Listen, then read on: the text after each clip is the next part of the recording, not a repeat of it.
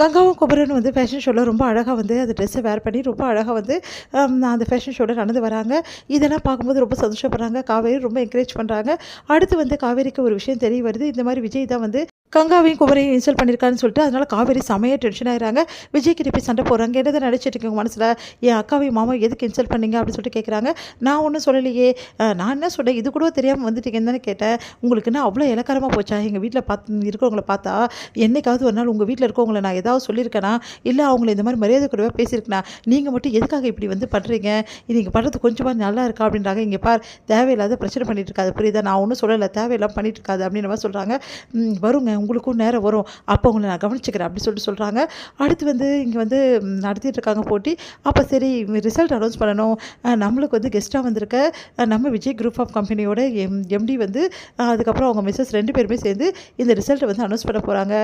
இன்னொரு இம்பார்ட்டண்டான விஷயம் இருக்குது இங்கே அப்படின்னு எல்லாருமே அப்படி பார்க்குறாங்க. இப்போ நாங்கள் முடிவு வந்து அறிவிக்க போகிறோம். இந்த முடிவுக்கும் 2 ஜட்ஜஸ்க்கும் எந்த சம்மந்தமும் கிடையாது. யாருன்னா விஜய் குரூப் ஆஃப் கம்பெனியோட ஜட்ஜஸ் தான். ஆனால் வந்து அடுத்த 2 ஜட்ஜஸ் தான் இதை தேர்ந்தெடுத்திருக்காங்க. மற்றவங்க எல்லாருமே சேர்ந்து நாங்கள் தேர்ந்தெடுத்திருக்கோம். அதனால் வந்து இந்த ரிசல்ட் வந்து அவங்களுக்கு சம்மந்தம் இல்லை, ஆனால் இருந்தாலும் அவங்க வந்து பேரை வந்து சொல்லணும் அப்படின்னு சொல்லிட்டு கேட்டுக்கிறோம் அப்படின்னு விஜய் கிட்ட கொடுக்குறாங்க. விஜய் வந்து அதிர்ச்சி அடைகிறாரு பேரை பார்த்துட்டு.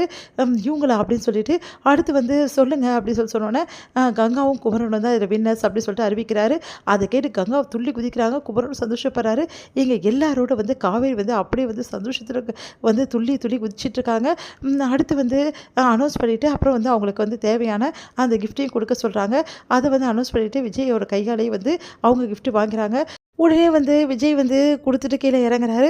அப்போ காவேரி சொல்கிறாங்க, இங்கே பாருங்கள், எல்லாருமே வந்து இல்லாதவங்கள ரொம்ப கேவலமாக பேசுகிறீங்க இருக்கிறவங்க. முதல்ல இந்த பணக்கார திமிரை நிறுத்துங்க. நீங்கள் உங்ககிட்ட பணம் இருந்தால் யாரை வேணால் என்ன வேணாலும் பேசலாமா? என் அக்காவும் மாமாவும் எப்படிலாம் பேசுகிறீங்க, இப்போ புரியுதா? உங்கள் கையாலேயே வந்து அவங்க வந்து சிறந்த அவங்கன்னு சொல்லிட்டு பரிசு வாங்கிட்டாங்க. இது போதும் எனக்கு அப்படின்னு நம்ம சொல்கிறாங்க. ரொம்ப பேசாத காவேரி அப்படின்னா, நானாங்க ரொம்ப பேசுகிறேன், நானும் பார்த்துட்ருக்கேன், எப்போ பார்த்தாலும் என் அக்காவும் மாமா ரொம்ப கேவலமாக நடத்துகிறீங்க. இங்கே பாருங்கள், பணம் இல்லாதவங்க வந்து ரொம்ப வந்து கீழ்த்தரமானவங்க கிடையாது, பணம் உள்ளவங்க ஒன்றும் உயர்வானவங்க கிடையாது, புரியுதா? எல்லாருக்கிட்டையும் எல்லா டேலண்ட்டும் இருக்கும். அதை வெளியே எடுத்துகிட்டு வரது அங்கே முதல் கதை. உங்களுக்கு பணம் இருக்குது, உங்கள் அப்பா சம்பாரிச்சு வச்சுருக்காரு, அதனால நீங்கள் இப்படி பண்ணுறீங்க. எங்கள் மாமா கிட்டே பணம் இல்லை, ஆனால் எங்கள் அக்கா மாமா கிட்ட டேலண்ட் இருக்குல்ல, இன்றைக்கி நிரூபிச்சிட்டாங்கல்ல, இப்போ எங்கே வச்சுப்பீங்க மூஞ்சி அப்படின்னு. இங்கே பாரு காவேரி, நீ ரொம்ப ஓவராக பேசுகிற, நான் எதுவுமே அவங்கள சொல்லலை, புரியுதா? நீங்கள் சொன்னீங்களோ சொல்லலையோ, அவங்கள மோசமாக வந்து நடத்துகிறீங்கல்ல, அவங்கள மோசமாக பேசுகிறீங்கல்ல, அவங்கள ரொம்ப கீழ்த்தரமாக யோசிக்கிறீங்கல்ல, அதுக்கு எல்லாத்துக்கும் பதில் தான் இது அப்படின்னோடனே செமையாக டென்ஷனாக விஜய், நீ ரொம்ப ஓவராக பேசிகிட்டு இருக்க, நான் இங்கே வந்த பாரு என்ன சொல்லணும். ஏங்க, நீங்கள் பண்ணதை நான் சொல்லி காட்டினா நான் செஞ்சு தப்புன்னுவீங்களா? போனால் போதுன்னு சொல்லிட்டு தான் இங்கே வந்தேன், புரியுதா? அதுவும் தாத்தாக்காக தான் இங்கே வந்தேன். ஆனால் நீ ரொம்ப தான் ஓவராக பேசிட்டேன், இதுக்கப்புறம் நீ எங்கே கூப்பிட்டாலும் நான் வரவே மாட்டேன் அப்படி சொல்கிறாரு. சரிங்க, நீங்கள் பண்ணது தப்புன்னு உங்களுக்கு இப்போ வரைக்கும் நீங்கள் ஒத்துக்க மாட்டீங்கல்ல, சரி ஒத்துக்காமல் இருங்க போதுமா அப்படின்னோடனே உடனே எல்லோரும் வந்துடுறாங்க. சார் ரொம்ப நன்றி சார் வந்ததுக்கு அப்படின்னு சொல்லிட்டு அவருக்கு காம்ப்ளிமெண்ட்ஸ்லாம் கொடுக்குறாங்க. இது வந்து என்ன பண்ணுற, கங்கா குமரன் ரொம்ப சந்தோஷமாக இருக்காங்க. உடனே நிவின் வந்து அவங்கள கங்க்ராட்ஸ் பண்ணுறாரு. அப்போ நிவினை வந்து உன்னால தான் நிவின் இவ்வளோ ஆச்சு அப்படின்னு சொல்லிட்டு ரொம்ப சந்தோஷம் நிவின், எங்களுக்கு எவ்வளோ பெரிய உதவி செஞ்சுருக்க தெரியுமா அப்படின்னு சொல்லிட்டு நிவினுக்கு தேங்க்ஸ் சொல்கிறாரு குமரன். கங்காவும் தேங்க்ஸ் சொல்கிறாங்க.